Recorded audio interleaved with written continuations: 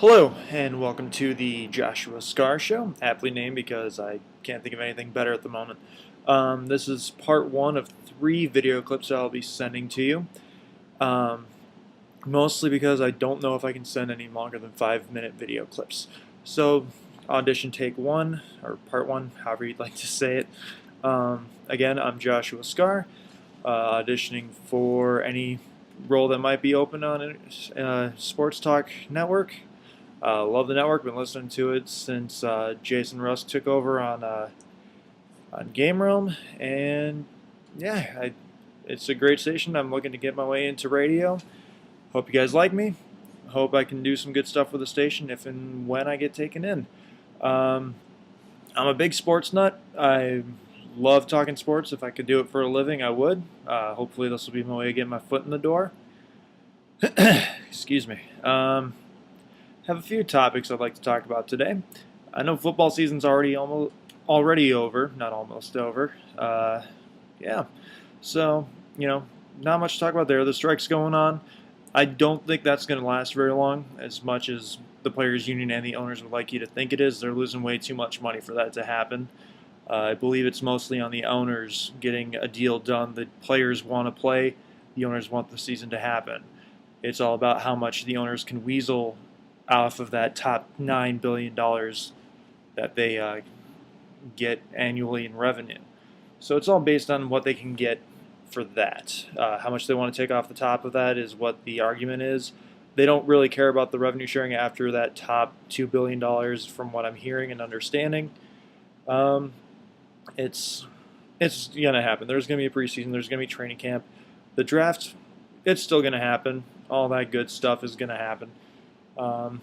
They might not be able to talk to their players for a while, but deals usually don't get done until closer to training camp anyway. The first pick might get signed early. The last pick might get signed in like May, but usually the 2 through 31 pick, they don't even get signed until maybe a couple of days into camp. So there's not going to be a whole lot missed. The mini camps might hurt some players, especially older players, like Jason Taylor, for whomever he might sign with. He recently got released. Guys like Donald Driver of the Packers, they need that mini camp so they can stay in shape. Usually they even just get excused from practice. It's just about being there, helping develop the team. The season will happen. I can almost guarantee that one. In lighter news on the NFL, one of the first segments I'd like to maybe try and run is everyone talks about the top 5 best quarterbacks in the league right now.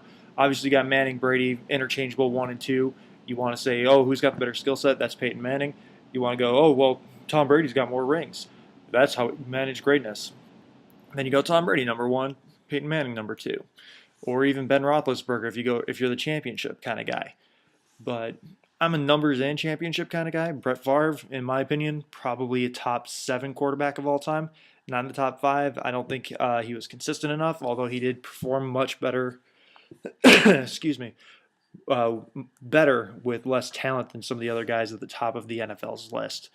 But I'm going to take a little different take on this. I'm going to go with the 5 worst quarterbacks in the NFL today. Number 1, Alex Smith of the San Francisco 49ers. I can say he's going to get cut either next year or the year after. I don't know when his contract's up. That's something I did not have the foresight to look up. Something I could look up in a moment. But yeah, the guy was the number 1 overall pick. He's been parallel to Aaron Rodgers for most of his career because of the story that Aaron Rodgers fell into. But I can't think of a guy who's been a bigger bust in the last 20 years than Alex Smith. Number 2, Ryan Fitzpatrick, and pretty much anyone else that plays quarterback for the Buffalo Bills. That's kind of enough said right there. Number 3, Derek Anderson. He went to a Pro Bowl. Whoop-de-doo. He's got 53 career touchdowns, 55 interceptions, a career rating of 68.8, and the guy made $4 million last year to play in like 6 games. No, I don't think so. That's pretty bad. Number 4 on my list is Chad Haney. The guy's got a career rating of 75.3, respectable. He's got a close to a winning percentage at 14-6 for his career and starts. So he's not a terrible passer. It's just that he's not a guy you're going to win with. He's not a guy that's going to make a difference in the game. And my my number one worst quarterback in the NFL today is Matt Leinart. The guy was the 10th overall pick in the 2006 draft. He's got 14 career touchdowns and 20 career interceptions in like 20 in close to 30 career games started in 5 years. That's pretty awful. Career rating of 70.8. The guy was the 10th pick drafted in 2006.